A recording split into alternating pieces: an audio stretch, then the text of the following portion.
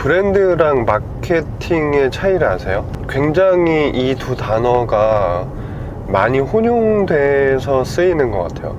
제가 공부해 본 바에 따르면 마케팅은 어느 정도는 브랜딩을 굉장히 포괄하는 용어처럼 보이기는 하는데, 마케팅은 굉장히 짧은 전략적인 활동이라고 이해하면 조금 더 저는 쉬울 것 같아요. 그러니까 마케팅이라는 용어가 분해를 해보면 앞에가 마켓이고요, 뒤에가 ing가 붙잖아요. 근데 이 뒤에 ing 붙는 거를 지금 이 마케팅이란 용어의 탄생이 원래 그런 건 아닌데 제 나름대로 그냥 해석을 해보는 거예요.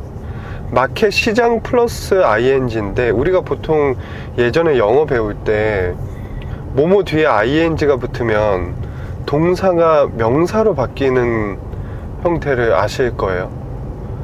그러니까 뭐뭐 하다에서 뒤에 ing가 붙이면 뭐뭐 하는 것 이렇게 바뀌잖아요. 그런 것들을 동명사라고 하는데, 물론 또 하나의 의미는 ing가 붙으면 뭐뭐 진행형, 진행 중이라는 의미를 갖기도 하지만, 어쨌든 동명사 관점에서 모든 단어들을 한번 보자는 거예요. 마켓 플러스 ing는 마켓이 동사는 아니지만 시장이라는 뜻을 가지고 있잖아요. 그래서 마켓 플러스 ing는 시장에서 내가 뭔가를 하는 것으로 정의를 하면 되게 쉽게 와닿을 수 있을 것 같아요. 브랜딩은요, 브랜드 플러스 ing잖아요. 브랜드라는 단어가 있으니까 브랜드를 가지고 뭔가를 하는 것이라고 머릿속에 넣어놓으면 되게 간편해요. 제가 빅데이터 분석을 하니까 코딩도 마찬가지예요. 코드 플러스 ing거든요. 코드를 갖고 뭔가를 하는 거예요. 그런데 다만 그 앞에 코드가 뭐냐, 요거를 하나 알아두면 좋죠. 코드라는 건 누구와 누구가 뭔가를 소통하기 위한 도구예요.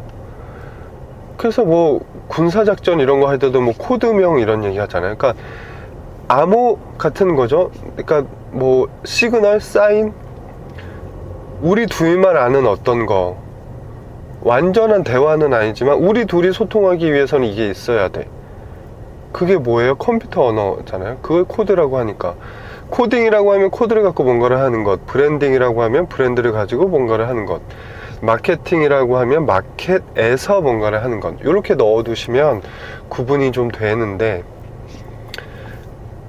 조금 더 어떤 차이를 구분하시라고, 그게 사전적 의미가 있기도 하고 시대에 따라서 의미가 굉장히 혼용되거나 뭐 바뀌기도 하는데, 적어도 내가 쓸 때는 나는 이런 어조로 쓸 거야, 나는 이런 의미로 쓸 거야, 이런 것들이 본인한테 굉장히 잘 자리 잡혀 있어야지 나도 모르게 대화를 할 때에 굉장히 다양하게 어떤 전문적으로 저는 얘기를 할 수 있는 것 같아요. 앞에 얘기가 좀 길었는데, 어쨌든 마케팅은 시장에서 뭔가를 해야 되니까 빠르게 대응하는 거가 관건이에요.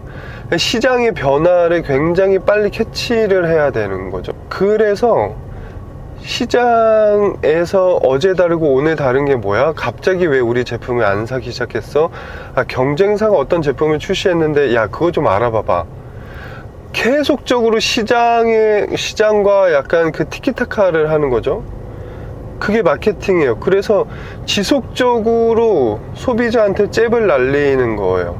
디지털 마케팅이라고 하는 것들이 온라인에서 사람들이 어떤 키워드로 검색을 했을 때 어떤 키워드로 많이 검색을 해, 그리고 그 키워드로 검색을 했을 때 우리 브랜드가 몇 위까지 노출이 돼, 뭐 이런 것들이 굉장히 큰 굵직한 이야기고, 그 다음에는 우리가 SNS나 이런 쪽을 통해서 계속 우리 상품을 노출시키잖아요. 굉장히 대기업들도 문구를 계속 바꿔가면서 그 SNS, 인스타그램 이런 게시물들을 올려서 클릭을 유도하게 하고, 그것들이 다 뭐냐면 소비자가 우리 브랜드를 까먹지 않게 하는 모든 활동이라고 저는 생각이 들어요. 계속 구매를 독려하는 거죠. 야, 우리 제품도 있어. 그래서 TV 광고하는 거예요. 요즘엔 잘 안 하지만 아니면은 그 협찬 같은 거 하는 거예요.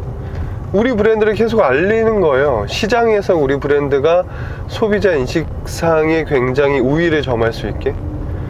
브랜딩은 브랜드를 가지고 뭔가를 하잖아요. 근데 이 브랜드의 속성을 알 필요가 있을 것 같아요. 브랜드랑 마켓, 시장이 어떻게 다르냐면, 브랜드는 소비자가 우리를 기억하는 하나의 이미지 같은 거예요. 그러니까 우리 친구 중에 어떤 친구가 어느 날 갑자기 내 연락을 안 받았어요. 전화를 몇 번 했는데도 대답이 없고, 카톡을 보냈는데도 뭐 읽지를 않아요. 그러면 두 가지 경우로 보통 나뉘잖아요. 아, 이 새끼 또 뭐 이렇게 병 도졌어 뭐 그럴 수도 있고, 아니면 얘 무슨 일이 있나?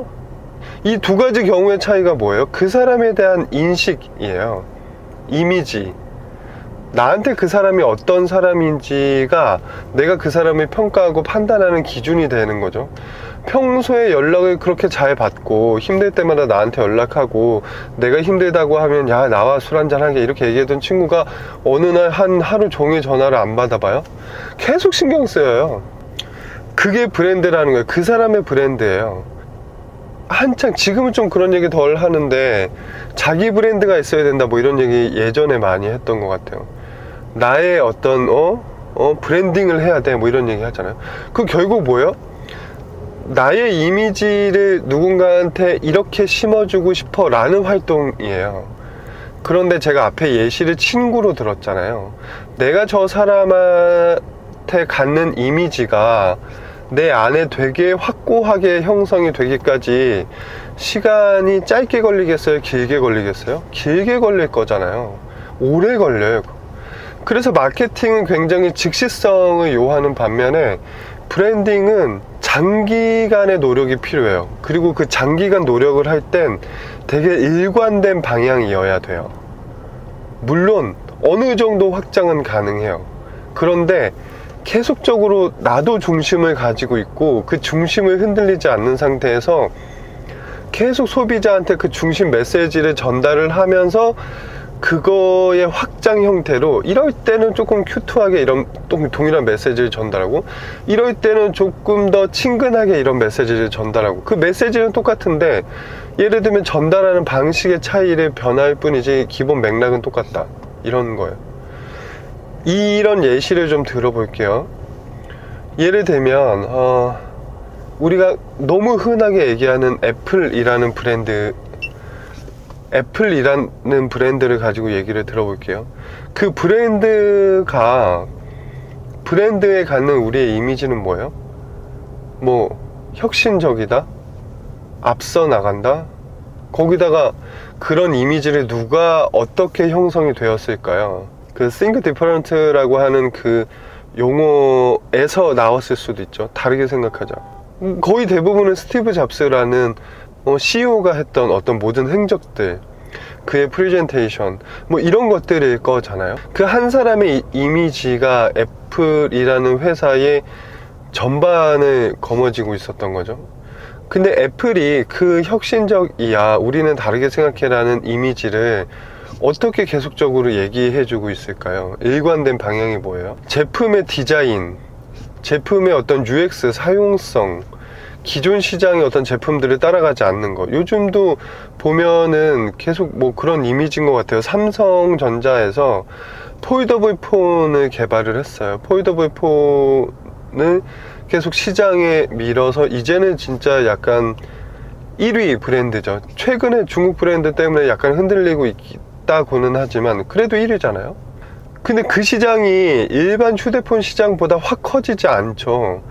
그 원인을 삼성이 어디서 찾아요? 애플에서 찾아요. 야, 너도 좀 시장에 들어와. 왜 안 들어오는 거야? 언론 기사에 나온 얘기를 보면 그렇다는 말씀을 드리는 거예요. 그 안에 내부 사정은 저도 잘 모르지만. 어쨌든, 근데 애플이, 우리 지금 삼성전자가 폴더블 폰을 냈으니까 우리도 내볼까? 이런 얘기 안 해요. 중간에 어떤 그걸 개발 중이라는 루머도 있고, 설계 이미지도 한두 번 나온 것 같고, 그런데 그게 시간이 굉장히 지나도 묵묵부답이에요. 답이 없잖아요. 저 왜 그럴까를 생각해보면 그것도 약간 장치 갖고 전략 같은데, 개발을 쭉 하다가 뭔가 마음에 안 들어요. 개발에 돈 엄청 들어가고. 그러면 그냥 안 내는 거예요. 야, 나중에 내가 또 괜찮은 거 있을 때 해볼게. 이 정도는 우리 자존심을 용서하지 않지. 그 다음에 폴더블 폰 만들고 이렇게 하는 대신에 뭘 자꾸 내밀어요? 애플카 이런 거 얘기하잖아요. 휴대폰 회사가 뭐 휴대폰 회사라고 하기에는 뭔가 그 디바이스, 전자기기 디바이스 회사가 그 디바이스에서 확장 가지 않고 어너더 카테고리로 계속 그 진입을 하려고 하고, 뭔가 그걸 투자를 하고 그거에 엄청난 돈을 쏟아붓고, 뭐 그 최근에 나온 상품들 보세요. 너무 앞서가잖아요. 뭐 비전 프로 이런 제품들인가요? 그냥 쓰면 그 앞에 컴퓨터가 필요 없다잖아요. 그런데 우리가 삼성전자가 우리 삼성 뭐 삼성카 이런 거 만들 거야, 아니면 삼성 로봇 만들 거야, 물론 만들고 있겠죠 어딘가에서. 근데 그거를 전면적으로 막 내세우지 않잖아요. 폴더블 폰 뭐 아니면 뭐 갤럭시 무슨 시리즈, 아니면 이런 반도체 이런 얘기를 하지, 그 나머지 다른 얘기를 하지 않잖아요. 그래서 우리는 삼성은 대단하다고 느껴요. 굉장히 그 이미지가 고급스럽기도 하고 절대 강자라는 느낌도 갖게 되고, 뭔가 대기업 중에 대기업, 뭐 넘사벽 이런 이미지는 있지만 혁신적이다는 이미지는 사실 많지 않잖아요. 그쵸? 그러니까 이미지를 갖는다는 게 참 얼마나 어려운지, 모든 기업들이 그 길을 향해 가지만 그렇지 못하고 그냥 흐지부지 되는 경우 너무 많아요. 다른 예 한번 들어볼까요? 코카콜라라는 브랜드가 있잖아요. 코카콜라 브랜드가 와, 이렇게 오래 조용하게 많은 사람들의 사랑을 여전히 받으면서 갈 수가 있나? 이게 너무 저는 놀라운 브랜드예요. 그러니까 왜냐면 그 기업이라는 게 당연히 흥망성쇠가 있고, 경쟁자가 그렇게 강력한 무슨 펩시 같은 경쟁자가 있어도 절대 넘사벽으로 저렇게 가는 이유는 뭐야? 무수히 많은 이유들이 있겠죠. 근데 제가 정말로 되게 옛날부터 흥미롭게 봤던 지점은, 그 우리나라에서도 그렇고 해외에서도 그렇고 코카콜라 광고가 항상 이슈가 돼요. 최근에는 제가 업데이트 정보가 없어서 그렇게 여전히 어떤 이슈가 되는지는 잘 모르겠지만, 글쎄요, 뭔가 그 광고제에서 상 받는 거 이런 거 보면 칸 뭐 광고제 이런 거 있잖아요. 그런 데서 보면 코카콜라를 많이 못 본 것 같기도 한데, 어쨌든 그 상을 받냐 아니냐 보다 사람들의 기억 속에 얼마나 남아있고 그게 굉장히 그 광고를 사람들이 좋아하냐, 이런 관점에서 본다면 우리나라에서 광고하는 그 우리나라의 코카콜라 광고를 한번 보세요. 제가 기억을 해보면 여름에 무슨 그 굉장히 청량감을 주죠. 뭐 그 캐리비안 베이 막 이런 분위기, 뭐 하와이 이런 분위기, 모두 다 어떤 그 해변가에서 더운 여름날 뭔가 힘들어 라고 하다가 갑자기 코카콜라 병을 탁 따는 순간에 펼쳐지는 그 청량감, 이런 것들이 있죠. 그 광고가 그렇게까지 뭐 대단하진 않잖아요. 그냥 옛날에는 막 무한도전 멤버들도 나오고 그 당시에 핫한 어떤 모델들이 나와서 계속 그 모델들이 바뀌어요. 그러니까 특정 모델의 이미지가 전이 되지도 않아요. 왜냐면 이거는 계속 그 젊은 층을 공략하기 위한 그 당시에 핫한 어떤 그런 이미지를 계속 내뿜어야 되기 때문에 굉장히 그런 밝은 어떤 톤으로 항상 기조는 유지하되, 안에서 뭔가 연기를 하는 배우들은 계속 달라. 그런데 더 재밌는 건 그런 광고를 코카콜라만 하냐 이거예요. 뭐 사이다는 안 그래요? 아니면 뭐 예전에 어떤 다른 음료들 보면 맥락은 다 비슷해요. 우리가 소주 광고 이런 거 보면 다 비슷하다고 느끼듯이. 근데 그 음료들에 제가 약간 좀 눈에 띄었던 건 겨울 광고가 굉장히 인상이 깊어. 작년 겨울에도 그런 광고를 했었나? 기억은 잘 안 나는데, 한창 그 코카콜라 하면 곰이 나왔어요. 곰, 북극곰.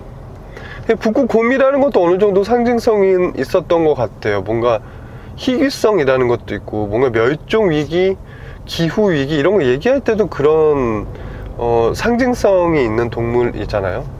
그런데 그 북극에서 북극곰이 얼음을 가지고 뭔가 이렇게 거기서 이렇게 노는 되게 정적이죠. 막 여름처럼 그렇게 화려하지 않아요. 정적으로 뭔가 노는 장면들이 나오고, 거기다가 따뜻하게 목도리를 둘렀는데 목도리가 빨간색이에요. 그리고 막 이렇게 눈발 같은 게 흩날리죠. 그러면서 콜라를 먹어요. 여름하고 너무 대비되게 난리치지 않는다는 거예요. 왜 겨울에 그런 광고를 틀었을까? 사실은 음료는 여름이 굉장히 성수기고 겨울은 성수기가 아니어서 마케팅 활동을 좀 줄여도 되지 않나 라는 생각들이 좀 들거든요. 근데 그게 아니라 코카콜라가 선택한 전략은 그 브랜드를 사계절 내내 노출을 시키는 거예요. 그러면서 굉장히 어떤 그 코카콜라가 가지고 있는, 코카콜라에 가졌으면 하는 이미지를 계속 부각을 시켜주는 거예요. 형태는 다르잖아요. 한쪽은 굉장히 어떤 그 음료수를 먹는 기능성에 초점이 가 있는 거고, 한쪽은 되게 정서적인 거에 초점이 가 있는 거예요. 그러면서 노출시키는 것들은 빨간색, 그리고 코카콜라의 본래의 이미지를 담고 있는 병, 지금은 그런 병 구할 수도 없는데 늘 그런 병을 가지고 마시고 하죠. 캔콜라 마시는 것도 잘 많이 못 본 것 같아요. 1.5리터 들고 마시는 거 보셨어요? 그러지 않잖아요. 근데 그런 측면에서 계속적으로 코카콜라가 전달하고자 하는 메시지는, 유추해보면 뭔가 친근함, 뭐 재기발랄? 얘는 뭔가 달라, 뭐 이런 것들의 이미지를 계속적으로 심어주면서 뭔가 마신다, 마시는 거가 좋아, 맛있어, 어떤 것들을 해소해줘 라는 거에 기능적인 거를 한두 스푼 던져서 계속 그걸 소구하게 만들죠. 그게 얼만큼 단기적으로 매출이 늘어나는 거에 기여를 하냐, 이거는 측정하기도 어렵기는 하지만 그게 기여하는 거를 굉장히 나중에서야 알게 되는 경우들이 많아요. 마케팅은 이거 왜 구매하셨어요? 지난번에 광고를 봤는데 먹고 싶더라고요. 제가 드라마를 보다가 그게 나오는데 너무 땡기는 거예요. 유튜브에 먹방을 봤는데 그게 들어가 있더라고요. 즉시성이 있으니까 매출이 일어나고 원인을 바로바로 집계를 할 수가 있고 파악이 용이하거든요. 근데 브랜딩은 코카콜라를 최근에 왜 마셨어요? 라고 했을 때 코카콜라는 뭔가 혁신적이고 통통 튀는 이미지가 있어서요, 이렇게 대답하는 사람 아마 거의 없을 거예요. 그 애플이 특이한 거예요. 애플 볼 때 애플 제품 왜 사세요? 그러면 뭐 혁신적이어서 이런 얘기는 안 하지만 대신 애플바 이런 얘기를 하잖아요. 본인 스스로 본인이 어떤 특정한 집단에 소속되어 있다는 거를 소비자들이 얘기를 하면서 그거를 굉장히 저렴한 단어로 표시를 하잖아요. 그게 정말 신기하고 그게 정말 오래가는 브랜드고 굉장히, 근데 그게 너무 그렇게 가다 보면 소비자들이 그런 이미지에 대한 기대치가 높아져서 반대로 굉장히 조금만 디자인이 이상해져도 막 엄청 까고 뭐 그래도 사긴 하지만, 그래서 그런 부분이 오히려 위태위태하다라는 부분들이 있긴 하지만 어쨌든 좀 특이한 경우. 근데 코카콜라에 대해서 누가 그렇게 얘기를 하겠어요? 그런 얘기 안 해요. 그냥 괜찮은데 맛있잖아요. 뭐 그리고 늘 하는 얘기가 이게 콜라만한 게 없더라고요. 아니면 코카콜라를 뭔가 이렇게 먹을 때 굉장히 뭐랑 같이 먹으면 좋아, 이런 얘기까지 막 이제 해요. 그러니까 그 제품 자체를 뭐가 그래서 좋아, 이것 때문에 좋아, 이런 기능적인 얘기들을 소비자 스스로도 잘 표현을 못하거나 그렇게 할 만한 얘기가 많이 없는 거예요. 그러니까 이렇게 오랜 기간 동안 브랜딩을 유지하고 있다는 게 너무너무 대단한 거죠. 그래서 브랜딩을 많은 회사들이 잘 못하는 이유는 제 생각에는 그 참고 기다리지 못하는 분들이 많은 것 같아요. 그게 첫 번째고요. 두 번째는 참고 기다릴 만큼 누군가를 설득하기 힘든 거예요. 세 번째는 이게 참고 오래 기다릴 만큼 내 스스로 확신을 가지기 어려울 때, 저는 막 이런 같은 맥락이지만 조금씩 다른 이런 이유 때문이라고 생각이 들어요. 그거를 계속적으로 밀고 나가려면 이 모든 구성원들의 확신이 있어야 되고요. 확신보다 모든 구성원들의 확신은 아니겠죠. 그러니까 그거를 추진하는 어떤 임원진단에서의 굉장한 추진력이 있어야 되고, 확신이 있어야 되고, 밀어붙이는 힘이 있어야 돼요. 거기에 돈이 적지 않게 들어가는 게 적게 들어가는 게 아니거든요. 진짜 많이 들어갈 거잖아요. 계속 노출을 시키고. 그런데 그렇게 동일한 메시지를 내보내는데 돈은 계속 들어가는데 시장은 자꾸 어려워져요. 매출이 줄고 있어. 그러면 솔직하게 기업 운영하는 사람 입장에서는 당장 이거를 안정화시켜야 되는데 어떤 비용부터 줄이겠어요? 브랜딩에 들어가는 비용 1년 쉬는 거예요. 1년 쉬는 것도 딱 1년 쉬고 그 다음에 진행을 하잖아요. 그리고 뭔가 이렇게 데이터 분석해보면 그거 잘 티 안 나요. 애초에 그것 때문에 뭔가 이게 좋아요라고도 티가 잘 안 났는데 그거 1년 쉰다고 잘 티가 났겠어요? 데이터로는 잘 안 나요. 근데 그게 누적이 되고 축적이 되죠. 나중에 가면 와, 그거를 못 가져서 내가 또 매출이 어느 정도 살아났을 때는 그거가 여전히 안 남아있어서, 야, 그럴 때는 야, 이거 애초에 브랜딩 설계가 잘못된 거야. 이거 로고도 좀 마음에 안 들잖아. 그러니까 자꾸 로고 바꿔, 이미지 바꿔, 색상 바꿔. 그럼 다시 뭐가 돼요? 제로 베이스가 돼요. 기존의 그 브랜드가 가지고 있던 이미지는 만약에 로고를 바꾸고 이미지, 색상을 바꾸고 뭔가의 어떤 메시지를 바꿨음에도 그 본연의 가치가 너무 명확해서, 혹은 그 본연의 가치를 너무 뛰어난 분들이 다른 방식으로 소비자한테 전달할 수 있는 능력이 있다면 모르겠지만 절대 그렇게 쉽게 그것들을 대체할 만큼 이미지가 확 올라가거나 그럴 가능성은 참 많이 없다. 그래서 저는 마케팅과 브랜딩 중에 어떤 거가 더 중요해? 라고 하면 저는 사실 브랜딩이거든요. 그러니까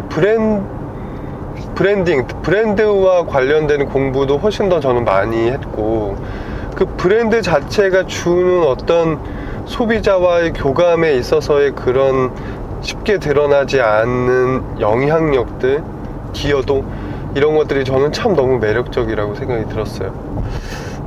근데 이 마케팅 시장이 온라인 시장이 커지면서 굉장히 많이 바뀌었거든요. 그러니까 이제는 제 기억으로는 한 2019년도를 기점으로 온라인 마케팅 시장이 오프라인 마케팅 시장과 쌍벽을 이룬다는 걸 본 것 같아요. 거의 50대 50으로 성장을 했대요.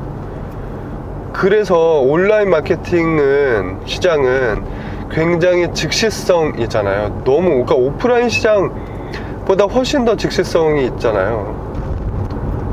그러니까 오프라인 시장보다 즉시성이 있는 온라인 시장에서는 얼마나 더 마케팅이 중요해졌겠어요. 그러니까 오랫동안 전략적으로 생각하고 하나의 어떤 기조를 조금 오랫동안 끌고 갈 수 있는 여력이 많이 없어진 것 같아요. 그런 어떤 여유가 없다고 할까요? 그런 상황이니까 브랜딩은 말해서 뭐 하겠어요? 이 브랜딩 하고 말고 이런 게 없는 거예요. 지금 아니 당장 물건 클릭 유도해서 물건 팔기도 바빠 죽겠는데 무슨 브랜딩? 그 이마트에서 한창 진행하던 쓱 프로모션 아세요? 쓱 광고, 뭐 공유 이런 분들이 모델로 나오셔서 굉장히 이런저런 얘기들을 막 많이 하고, 그 제품 이거가 좋아 이런 얘기 한마디도 안 하고 이미지 광고 되게 많이 하고요. 그 쓱이, SSG가 처음 그 쓱이라는 거를 표방을 했을 때는 물론 저는 그게 마음에 들지 않았지만, 제 취향도 아니고 이게 뭐 하는 거지 싶었지만, 그게 돈을 엄청 들이니까 사람들의 뇌리 속에 빨리 쓱으로 자리를 잡았어요. SSG에서. 그럼 그 후속타가 있어야 되잖아요. 그 다음에 그것들의 브랜딩을 드라이브를 할 만한 뭔가 있어야 되는데 그런 게 없어요. 그리고 또 그 다음에 뭐 코로나 이런 거 거치면서 이마트가 굉장한 타격을 받았죠. 그러니까 더욱이 어떤 광고를 하겠어요. 그리고 살아나는가 싶었는데 최근에 이마트, 신세계 백화점, 이마트 몰 온라인샵, 그 다음에 이마트 24 편의점, 이런 것들에 이렇게 쭉 묶어서 그룹사, 전체 계열사의 수익 구조를 보면 이마트 오프라인 매장 뭐 이런 데가 굉장히 매출이 많이 빠졌다고 하는 것 같아요. 백화점도 뭐 어렵겠죠. 그럼 지금 이마트를 지탱해 줄 수 있는 것들은 브랜딩이라는 게 명확하게 없으니까, 기능적으로 가지고 있는 저렴하다, 가성비, 뭐 노브랜드 이런 제품에서 오는, 그런 것들은 기능적으로 굉장히 훌륭한 어떤 전략이었고, 굉장히 이마트라는 브랜드를 리딩하는 브랜드, 리딩했기도 했지만, 근데 저렴하다는 건 언제든지 깨질 수 있는 가치라고 저는 생각이 들어요. 지금 우리 국내 온라인 쇼핑 시장도 중국의 어떤 알리익스프레스나 뭐 이런 쇼핑몰들이 진입을 하기 시작하자마자 흔들리잖아요. 저렴하다는 거는 가장 내세우기 어렵고 오랫동안 소비자 인식상의 선택의 어떤 기준으로 내재화되기 어려운 기준이에요. 저렴하다는 건 이미지라기보다는 즉각의 평가잖아요. 그런 부분들로 보면 브랜딩이 정말 중요하구나. 온라인 마케팅 시장이 커지면서 이 브랜딩에 대한 부분들이 굉장히 많이 약화되었고 연구가 더디구나 라는 생각들을 많이 하게 되는 것 같아요.